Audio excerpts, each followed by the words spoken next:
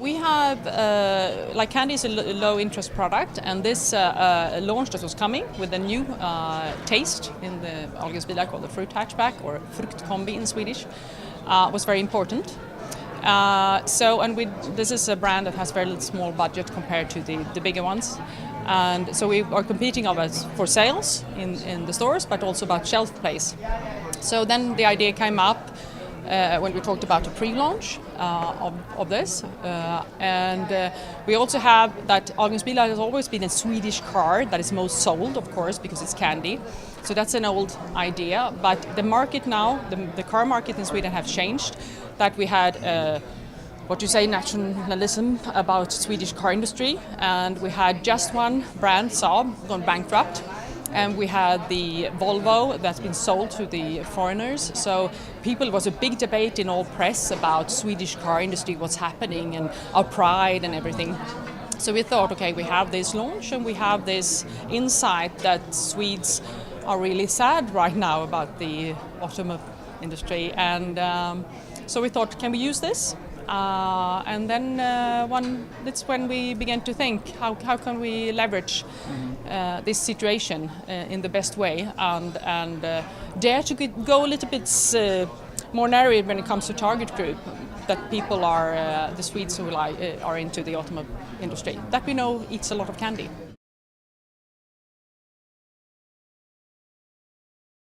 It drove us to be a lot more creative, and the big idea was really to pre-launch it in consumers' mind. So when it was on the market, people already knew about it, and then the friction was really about launching as it would be a real car.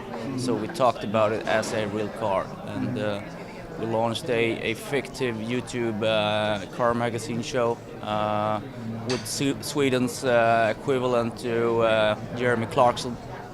So very well known, but he had been off screen for 10 years, now 69 years old, living in Florida in the US. So we brought him back in a new magazine, but on YouTube rather than traditional TV. And that was a bomb in Sweden when the first episode hit. And then ultimately we launched it at a motor show in Stockholm, where we were present with all the other car manufacturers. Okay.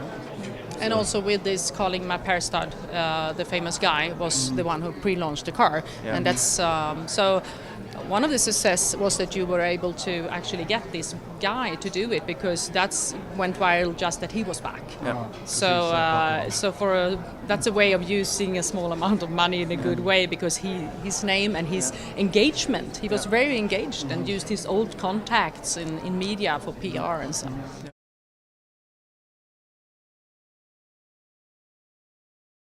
This was a bit of an out-of-the-box project, so we handpicked a team of people with and assigned very committed roles to create this campaign, and huge success. Created lots of attention, lots of engagement for the brand, and ultimately also led to increased sales. So it was the best launch we have ever done so far. Okay. Fantastic. Yeah. I think one of the things that Frederik said to me before was that all these people involved that was handpicked, we were all very engaged in the product and the brand, and decided that this is going to be the best ever launch we ever made, and that's part of the success, I think.